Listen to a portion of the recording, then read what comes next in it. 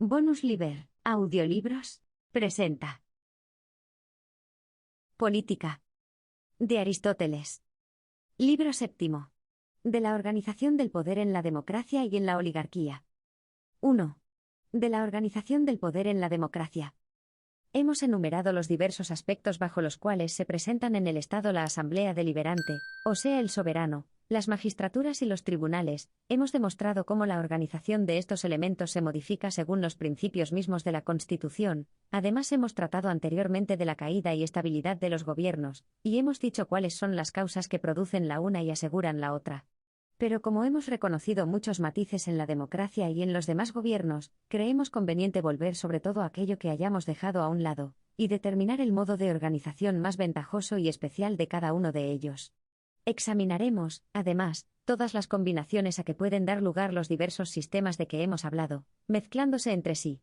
Unidos unos con otros, pueden alterar el principio fundamental del gobierno, y hacer, por ejemplo, a la aristocracia oligárquica, o lanzar las repúblicas a la demagogia.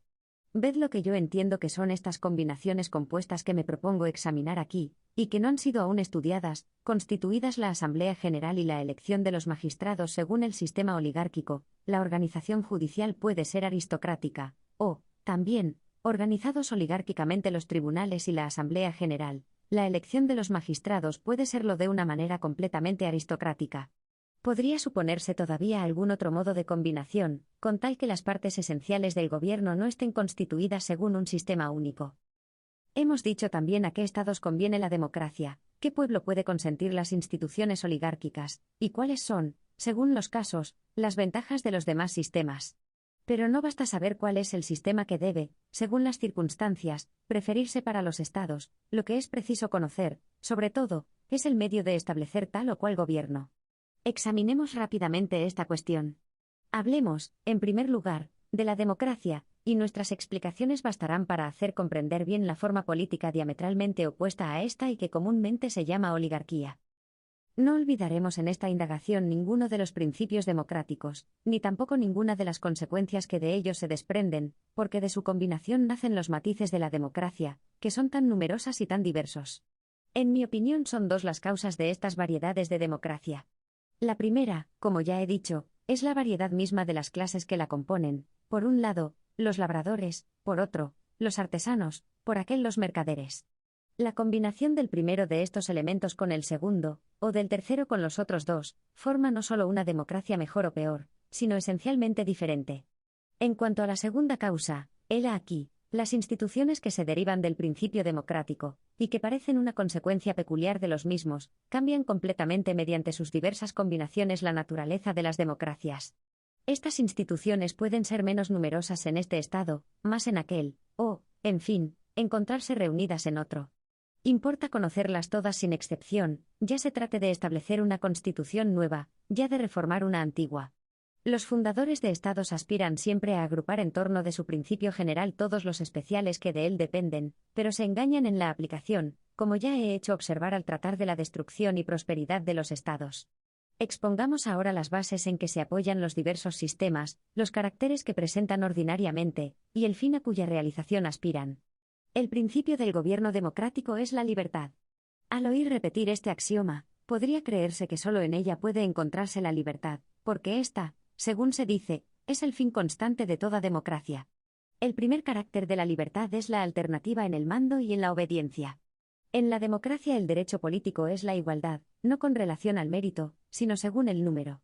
Una vez sentada esta base de derecho, se sigue como consecuencia que la multitud debe ser necesariamente soberana, y que las decisiones de la mayoría deben ser la ley definitiva, la justicia absoluta, porque se parte del principio de que todos los ciudadanos deben ser iguales.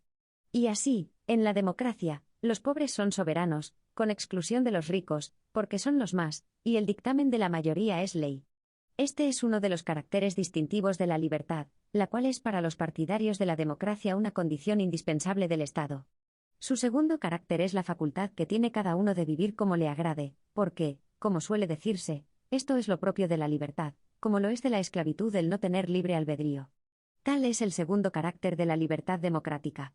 Resulta de esto que en la democracia el ciudadano no está obligado a obedecer a cualquiera, o si obedece esa condición de mandar él a su vez, Y he aquí cómo en este sistema se concilia la libertad con la igualdad. Estando el poder en la democracia sometido a estas necesidades, las únicas combinaciones de que es susceptible son las siguientes. Todos los ciudadanos deben ser electores y elegibles. Todos deben mandar a cada uno y cada uno a todos, alternativamente. Todos los cargos deben proveerse por suerte, por lo menos todos aquellos que no exigen experiencia o talentos especiales. No debe exigirse ninguna condición de riqueza, y si la hay ha de ser muy moderada. Nadie debe ejercer 2 veces el mismo cargo, o por lo menos muy rara vez, y solo los menos importantes, exceptuando, sin embargo, las funciones militares. Los empleos deben ser de corta duración, si no todos, por lo menos todos aquellos a que se puede imponer esta condición. Todos los ciudadanos deben ser jueces en todos, o por lo menos en casi todos los asuntos, en los más interesantes y más graves, como las cuentas del Estado y los negocios puramente políticos, y también en los convenios particulares. La Asamblea General debe ser soberana en todas las materias, o por lo menos en las principales, y se debe quitar todo poder a las magistraturas secundarias, dejándoselo solo en cosas insignificantes. El Senado es una institución muy democrática allí donde la universalidad de los ciudadanos no puede recibir del Tesoro Público una indemnización por su asistencia a las asambleas, pero donde se da este salario el poder del Senado queda reducido a la nulidad. El pueblo, una vez rico, merced al salario que le da la ley, todo lo quiere abocar así, como queda dicho en la parte de este tratado que precede inmediatamente a esta. Pero, previamente, es preciso hacer, ante todo, que todos los empleos sean retribuidos, Asamblea General, tribunales, magistraturas inferiores, o, por lo menos, es preciso retribuir a los magistrados, jueces, senadores, miembros de la Asamblea y funcionarios que están obligados a comer en común. Si los caracteres de la oligarquía son el nacimiento ilustre, la riqueza y la instrucción, los de la democracia serán el nacimiento humilde, la pobreza, el ejercicio de un oficio. Es preciso cuidarse mucho de no crear ningún cargo vitalicio, y si alguna magistratura antigua ha conservado este privilegio en medio de la revolución democrática, es preciso limitar sus poderes y conferirla por suerte en lugar de hacerlo por elección. Tales son las instituciones comunes a todas las democracias. Se desprenden directamente del principio que se considera como democrático, es decir, de la igualdad perfecta de todos los ciudadanos, sin que haya entre ellos otra diferencia que la del número, condición que parece esencial a la democracia y querida a la multitud. La igualdad pide que los pobres no tengan más poder que los ricos, que no sean ellos los únicos soberanos, sino que lo sean todos en la proporción misma de su número, no encontrándose otro medio más eficaz de garantizar al Estado la igualdad y la libertad. Aquí puede preguntarse aún cuál será esta igualdad. Es preciso distribuir los ciudadanos de manera que la renta que posean 1000 de entre ellos sea igual a la que tengan otros 500 distintos, y conceder entonces a la suma de los primeros tantos derechos como a los segundos. O, en otro caso, si se desecha esta especie de igualdad, se debe tomar de entre los 500 de una parte, y los 1000 de la otra un número igual de ciudadanos, los cuales tendrán el derecho de elegir los magistrados y de asistir a los tribunales. ¿Es este el sistema más equitativo, conforme al derecho democrático, o es preciso dar la preferencia al que no tiene absolutamente en cuenta otra cosa que el número? Al decir de los partidarios de la democracia, la justicia está únicamente en la decisión de la mayoría, y si nos atenemos a lo que dicen los partidarios de la oligarquía, la justicia está en la decisión de los ricos, porque a sus ojos la riqueza es la única base racional en política. De una y otra parte veo siempre la desigualdad y la injusticia. Los principios oligárquicos conducen derechamente a la tiranía, porque si un individuo es más rico por sí solo que todos los demás ricos juntos, es preciso, conforme a las máximas del derecho oligárquico, que este individuo sea soberano, porque solamente él tiene el derecho de serlo. Los principios democráticos conducen derechamente a la injusticia, porque la mayoría, soberana a causa del número, se repartirá bien pronto los bienes de los ricos, como he dicho en otro lugar. Para encontrar una igualdad que uno y otro partido puedan admitir, es preciso buscarla en el principio mismo en que ambos fundan su derecho político, pues que por una y otra parte se sostiene que la voluntad de la mayoría debe ser soberana. Admito este principio, pero le pongo una limitación. El Estado se compone de 2 partes, los ricos y los pobres, pues que la decisión de unos y de otros, es decir, de las 2 mayorías sea ley. Si hay disentimiento, que prevalezca el dictamen de los que sean más numerosos o de aquellos que tengan más renta. Supongamos que son 10 los ricos y 20 los pobres, que 6 ricos piensan de una manera y 15 pobres de otra, y que se unen los 4 ricos, que disienten, a los 15 pobres, y los 5 pobres que quedan a los 6 ricos. Pues bien, digo yo que debe prevalecer el dictamen de aquellos cuya renta acumulada, la de los pobres y la de los ricos, sea mayor.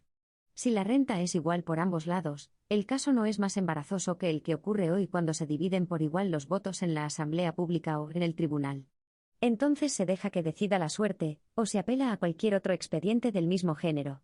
Cualquiera que sea, por otra parte, la dificultad de alcanzar la verdad en punto a igualdad y justicia, siempre será este recurso mucho menos trabajoso que el convencer a gentes que son bastante fuertes para poder satisfacer sus ardientes deseos. La debilidad reclama siempre igualdad y justicia, la fuerza no se cuida para nada de esto. 2.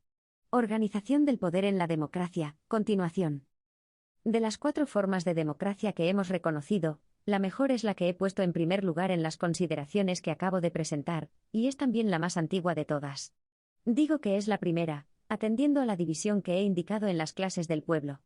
La clase más propia para el sistema democrático es la de los labradores, y así la democracia se establece sin dificultad donde quiera que la mayoría vive de la agricultura y de la cría de ganados. Como no es muy rica, trabaja incesantemente y no puede reunirse sino raras veces, y como además no posee lo necesario, se dedica a los trabajos que le proporcionan el alimento, y no envidia otros bienes que estos. Trabajar vale más que gobernar y mandar allí donde el gobierno y el mando no proporcionan grandes provechos, porque los hombres, en general, prefieren el dinero a los honores. Prueba de ello es que antiguamente nuestros mayores soportaron la tiranía que sobre ellos pesaba, y hoy mismo se sufren sin murmurar las oligarquías existentes, con tal que cada cual pueda entregarse libremente al cuidado de sus intereses sin temor a las expoliaciones. Entonces se hace rápidamente fortuna, o por lo menos se evita la miseria. Muchas veces se ve que el simple derecho de elegir los magistrados y de intervenir en las cuentas basta para satisfacer la ambición de los que pueden tenerla, puesto que en más de una democracia, la mayoría, sin tomar parte en la elección de los jefes, y dejando el ejercicio de este derecho a algunos electores tomados sucesivamente en la masa de ciudadanos, como se hace en Mantinea, la mayoría, digo, se muestra satisfecha porque es soberana respecto de las deliberaciones. Preciso es reconocer que esta es una especie de democracia, y Mantinea era en otro tiempo un estado realmente democrático.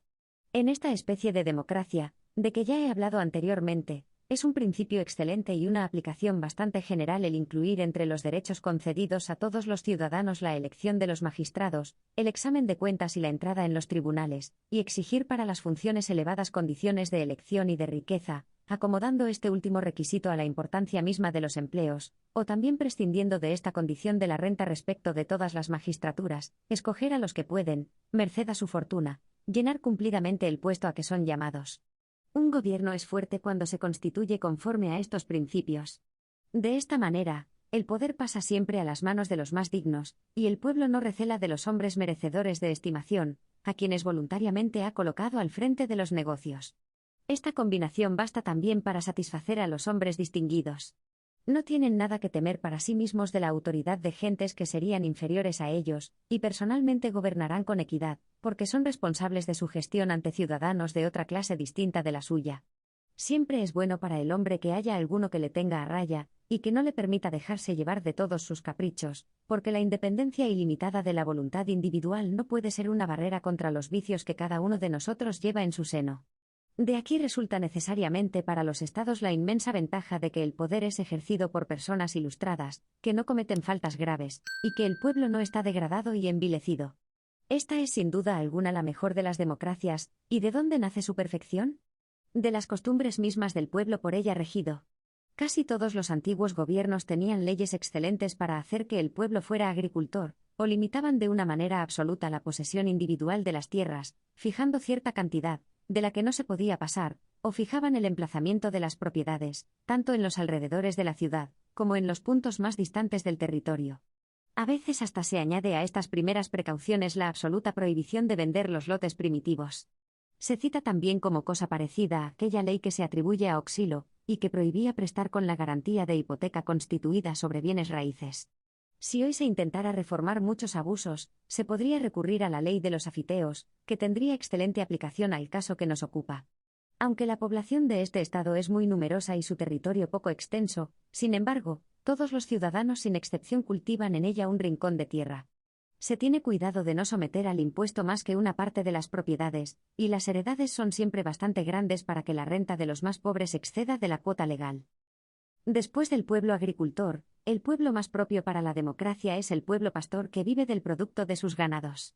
Este género de vida se aproxima mucho a la agrícola, y los pueblos pastores son maravillosamente aptos para las penalidades de la guerra, están dotados de un temperamento robusto, y son capaces de soportar las fatigas de campaña.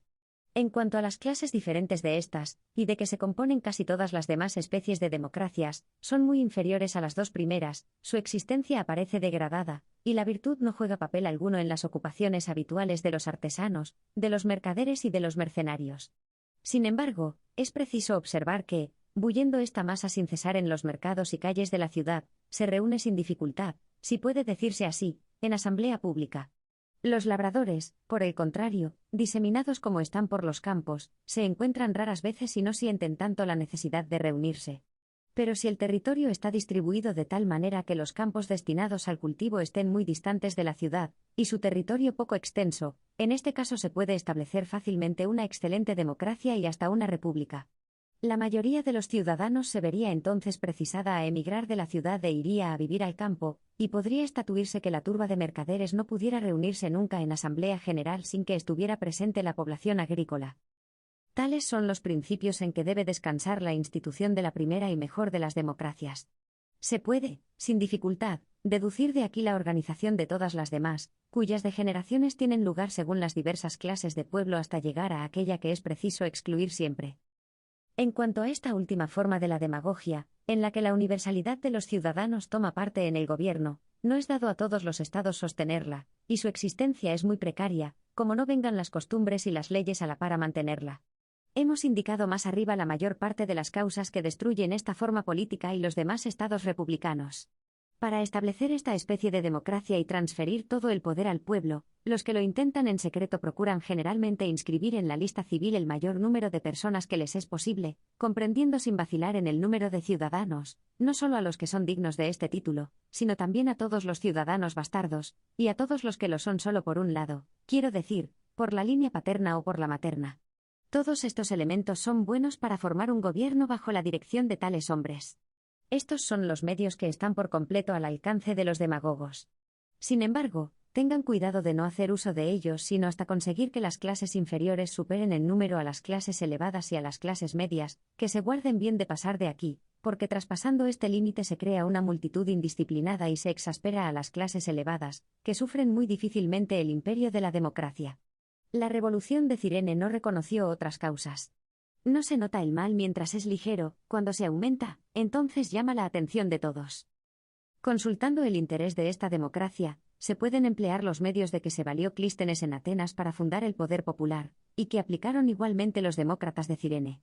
Es preciso crear gran número de nuevas tribus, de nuevas fratrías, es preciso sustituir los sacrificios particulares con fiestas religiosas poco frecuentes, pero públicas, es preciso, en fin, amalgamar cuanto sea posible las relaciones de unos ciudadanos con otros, teniendo cuidado de deshacer todas las asociaciones anteriores. Todas las arterias de los tiranos pueden tener cabida en esta democracia, por ejemplo, la desobediencia permitida a los esclavos, cosa útil hasta cierto punto, y la licencia de las mujeres y de los jóvenes. Además, se concederá a cada cual la facultad de vivir como le acomode. Con esta condición, serán muchos los que quieran sostener un gobierno semejante, porque los hombres, en general, prefieren una vida sin orden ni disciplina a una vida ordenada y regular. 3. Continuación de lo relativo a la organización del poder en la democracia. No es para el legislador y para los que quieren fundar un gobierno democrático la única ni la mayor dificultad la de instituir o crear el gobierno, lo es mucho mayor el saber hacerlo duradero. Un gobierno, cualquiera que él sea, puede muy bien durar 2 o 3 días. Pero estudiando, como lo hicimos antes, las causas de la prosperidad y de la ruina de los estados se pueden deducir de este examen garantías de estabilidad política, descartando con cuidado todos los elementos de disolución, y dictando leyes formales o tácitas que encierren todos los principios en que descansa la duración de los estados. Es preciso, además, guardarse bien de tomar por democrático u oligárquico todo lo que fortifique en el gobierno el principio de la democracia o el de la oligarquía, debiendo fijarse más en lo que contribuya a que el Estado tenga la mayor duración posible. Hoy los demagogos, para complacer al pueblo, hacen que los tribunales acuerden confiscaciones enormes. Cuando se tiene amor al Estado que uno rige, se adopta un sistema completamente opuesto, haciendo que la ley disponga que los bienes de los condenados por crímenes de alta traición no pasen al tesoro público, sino que se consagren a los dioses. Este es el medio de corregir a los culpables, que no resultan de este modo menos castigados, y de impedir al mismo tiempo que la multitud, que nada debe ganar en estos casos, condene tan frecuentemente a los acusados sometidos a su jurisdicción. Es necesario, además, evitar la multiplicidad de estos juicios públicos imponiendo fuertes multas a los autores de falsas acusaciones, porque ordinariamente los acusadores atacan más bien a la clase distinguida, que a la gente del pueblo. Es preciso que todos los ciudadanos sean tan adictos como sea posible a la Constitución, o, por lo menos, que no miren como enemigos a los mismos soberanos del Estado. Las especies más viciosas de la democracia existen, en general, en los estados muy populosos, en los cuales es difícil reunir asambleas públicas sin pagar a los que a ellas concurren. Además, las clases altas temen esta necesidad cuando el Estado no tiene rentas propias, porque en tal caso es preciso procurarse recursos, sea por medio de contribuciones especiales, sea por confiscaciones que acuerdan tribunales corruptos. Pues bien, todas estas son causas de perdición en muchas democracias. Allí donde el Estado no tiene rentas es preciso que las asambleas públicas se reúnan raras veces, y los miembros de los tribunales sean muy numerosos, pero congregándose para administrar justicia muy pocos días. Este sistema tiene dos ventajas: primera, que los ricos no tendrán que temer grandes gastos, aun cuando no sea a ellos, y sí solo a los pobres a quienes haya de darse el salario judicial, y segunda, que así la justicia será mejor administrada, porque los ricos nunca gustan de abandonar sus negocios por muchos días, y solo se avienen a dejarlos por algunos instantes. Si el Estado es opulento, es preciso guardarse de imitar a los demagogos de nuestro tiempo. Reparten al pueblo todo el sobrante de los ingresos, y toman parte como los demás en la repartición, pero las necesidades continúan siendo siempre las mismas, porque socorrer de este modo a la pobreza es querer llenar un tonel sin fondo. El amigo sincero del pueblo tratará de evitar que éste caiga en la extrema miseria, que pervierte siempre a la democracia, y pondrá el mayor cuidado en hacer que el bienestar sea permanente. Es bueno, hasta en interés de los ricos, acumular los sobrantes de las rentas públicas para repartirlos de una sola vez entre los pobres, sobre todo si las porciones individuales que se habrán de distribuir bastan para la compra de una pequeña finca o, por lo menos, para el establecimiento de un comercio o de una explotación agrícola. Si no pueden alcanzar a la vez a todas estas distribuciones, se procederá por tribus o conforme a cualquier otra división. Los ricos deben necesariamente en este caso contribuir al sostenimiento de las cargas precisas del Estado, pero que se renuncie a exigir de ellos gastos que no reportan utilidad. El gobierno de Cartago ha sabido siempre, empleando medios análogos, ganarse el afecto del pueblo, así envía constantemente a algunos a las colonias a que se enriquezcan. Las clases elevadas, si son hábiles e inteligentes, procurarán ayudar a los pobres y facilitarles siempre el trabajo, procurándoles recursos. Harán bien, asimismo, estas clases en imitar al gobierno de Tarento. Al conceder a los pobres el uso común de las propiedades, se ha granjeado este gobierno el cariño de la multitud. Por otra parte, ha hecho que fueran dobles todos los empleos, dejando uno a la elección y otro a la suerte, valiéndose de la suerte para que el pueblo pueda obtener los cargos públicos, y de la elección para que éstos sean bien desempeñados. También se puede obtener el mismo resultado haciendo que los miembros de una misma magistratura sean designados los unos por la suerte y los otros por la elección. Tales son los principios que es preciso tener en cuenta en el planteamiento de la democracia. 4. De la organización del poder en las oligarquías. Puede fácilmente verse, una vez conocidos los principios que preceden, cuáles son los de la institución oligárquica. Para cada especie de oligarquía será preciso tomar lo opuesto a lo concerniente a la especie de democracia que corresponde a aquella. Esto es, sobre todo, aplicable a la primera y mejor combinada de las oligarquías, la cual se aproxima mucho a la república propiamente dicha. El censo debe ser vario, más alto para unos, más bajo para otros, más moderado para las magistraturas vulgares y de utilidad indispensable, más elevado para las magistraturas de primer orden. Desde el momento en que se posee la renta legal se deben obtener los empleos, y el número de individuos del pueblo que en virtud del censo hayan de entrar en el poder debe estar combinado de manera que la porción de la ciudad que tenga los derechos políticos sea más fuerte que la que no los tenga. Por lo demás, deberá cuidarse de que lo más distinguido del pueblo sea admitido a participar del poder. Es preciso restringir un poco estas bases para obtener la oligarquía que sucede a esta primera especie. En cuanto al matiz oligárquico que corresponde al último matiz de la democracia y que, como ella, es el más violento y tiránico, este gobierno exige tanta más prudencia cuanto que es más malo. Los cuerpos sanamente constituidos, las naves bien construidas y perfectamente tripuladas con marinos hábiles pueden cometer, sin riesgo de perecer, las más graves faltas, pero los cuerpos enfermizos, las naves ya deterioradas y puestas en manos de marinos ignorantes, no pueden, por el contrario, soportar los menores errores. Lo mismo sucede con las constituciones políticas, cuanto más malas son, tantas más preocupaciones exigen. En general, las democracias encuentran su salvación en lo numeroso de su población. El derecho del número reemplaza entonces al derecho del mérito. La oligarquía, por el contrario, no puede vivir y prosperar sino mediante el buen orden.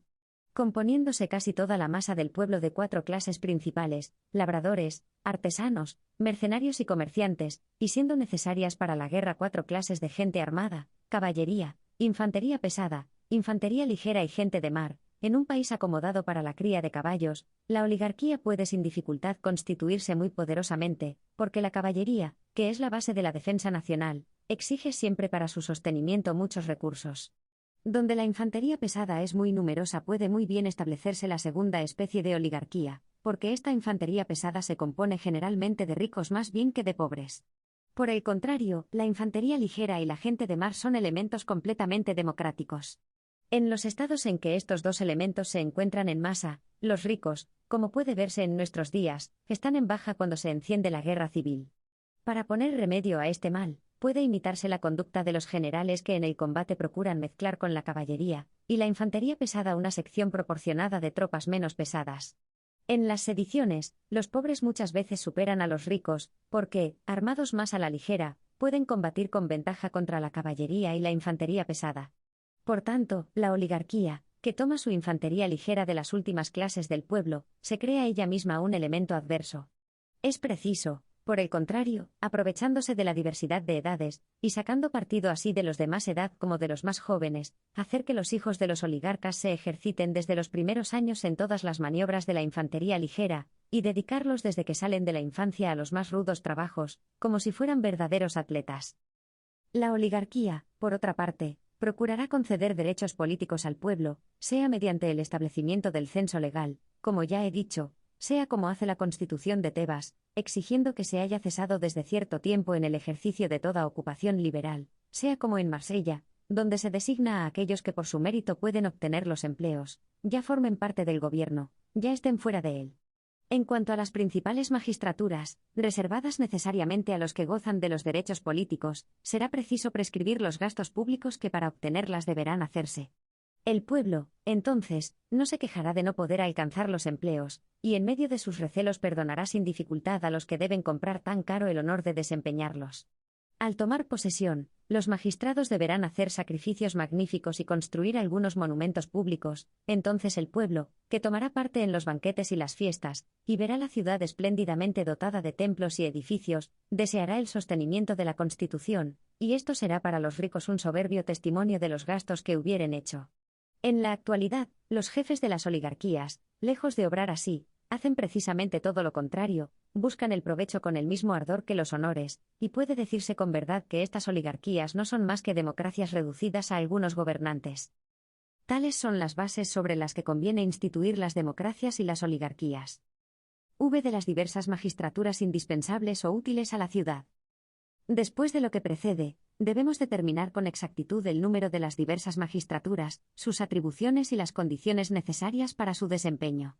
Anteriormente, hemos dicho algo sobre este asunto. Ante todo, un Estado no puede existir sin ciertas magistraturas, que le son indispensables, puesto que no podría ser bien gobernado sin magistraturas que garanticen el buen orden y la tranquilidad. También es necesario, como ya he dicho, que los cargos sean pocos en los pequeños estados y numerosos en los grandes, siendo muy importante saber cuáles son los que pueden acumularse y cuáles los que son incompatibles. Con respecto a las necesidades indispensables de la ciudad, el primer objeto de vigilancia es el mercado público, que debe estar bajo la dirección de una autoridad que inspeccione los contratos que se celebren y su exacta observancia. En casi todas las ciudades sus miembros tienen la precisión de comprar y vender para satisfacer sus mutuas necesidades, siendo esta, quizá, la más importante garantía de bienestar que al parecer han deseado obtener los miembros de la ciudad al reunirse en sociedad.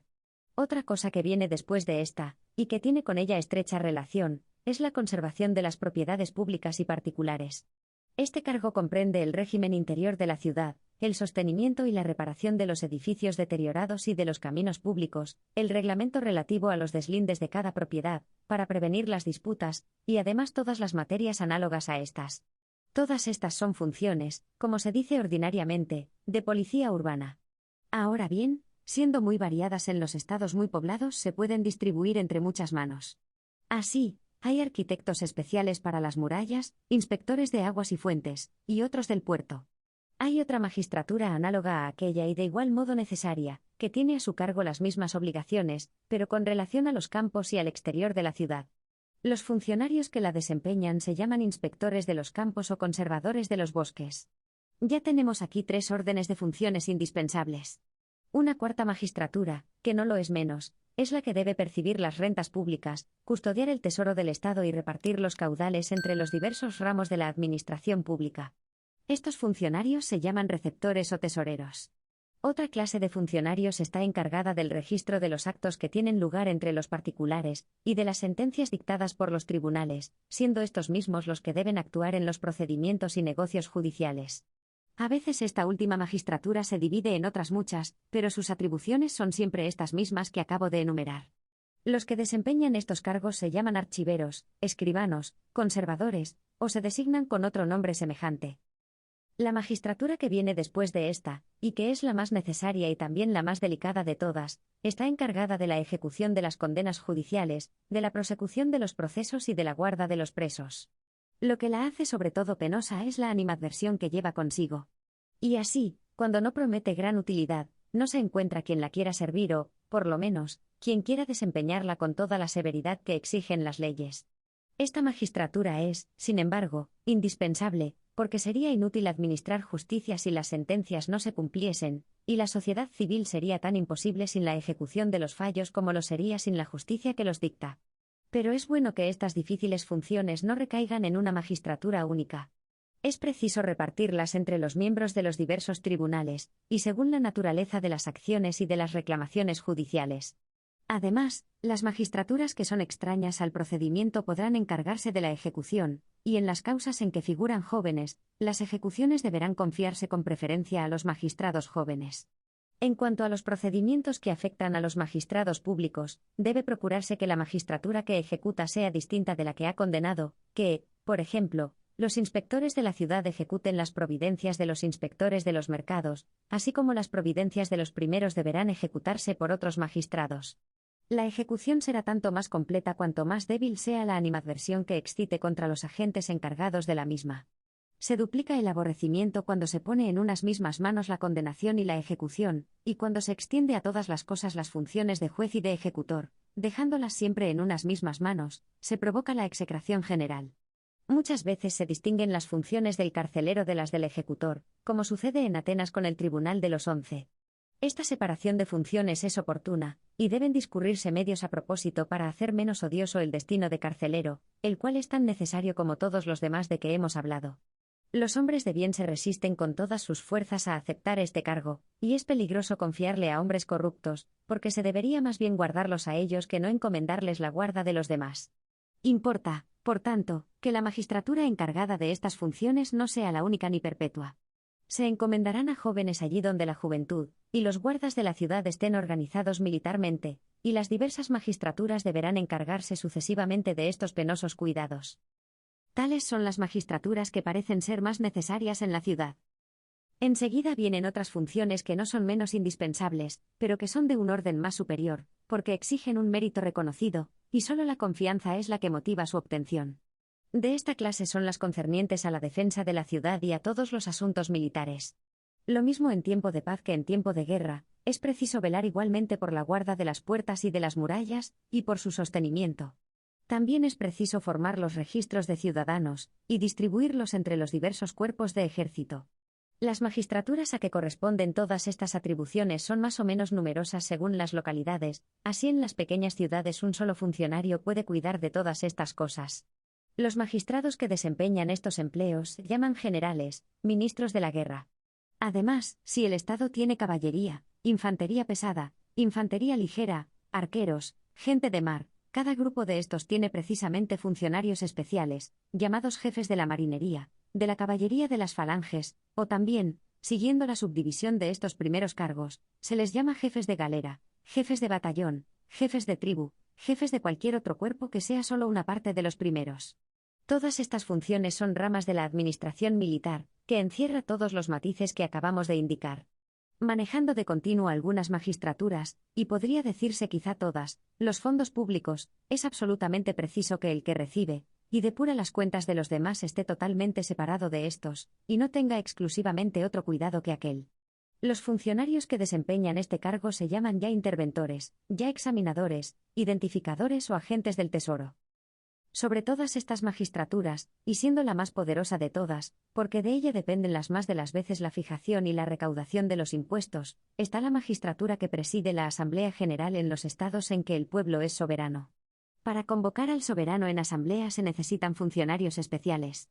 Se les llama ya comisarios preparadores, porque preparan las deliberaciones, ya senadores, sobre todo en los estados en que el pueblo decide en última instancia. Tales son, poco más o menos, todas las magistraturas políticas. Falta aún que hablemos de un servicio muy diferente de todos los precedentes, que es el relativo al culto de los dioses, el cual está a cargo de los pontífices e inspectores de las cosas sagradas, que cuidan del sostenimiento y reparación de los templos, y de otros objetos consagrados a los dioses. Unas veces esta magistratura es única, y esto es lo más común en los estados pequeños, otras se divide en muchos cargos, completamente distintos del sacerdocio, que están confiados a los ordenadores de las fiestas religiosas, a los inspectores de templos y a los tesoreros de las rentas sagradas. Después viene otra magistratura totalmente distinta, a la cual está confiado el cuidado de todos los sacrificios públicos que la ley no encomienda a los pontífices, y cuya importancia solo nace de su carácter nacional. Los magistrados de esta clase toman aquí el nombre de arcontes, allá el de reyes, en otra parte el de pritaneos. En resumen, puede decirse que las magistraturas indispensables al Estado tienen por objeto el culto, la guerra, las contribuciones y gastos públicos, los mercados, la policía de la ciudad, los puertos y los campos, así como también los tribunales, las convenciones entre particulares, los procedimientos judiciales, la ejecución de los juicios, la custodia de los penados, el examen, comprobación y liquidación de las cuentas públicas, y por último, las deliberaciones sobre los negocios generales del Estado. En las ciudades pacíficas en que, por otra parte, la opulencia general no impide el buen orden, es donde principalmente se establecen magistraturas encargadas de velar por las mujeres y los jóvenes, por el mantenimiento de los gimnasios y por el cumplimiento de las leyes. También pueden citarse los magistrados encargados de la vigilancia en los juegos solemnes, en las fiestas de Baco y en todos los de la misma naturaleza.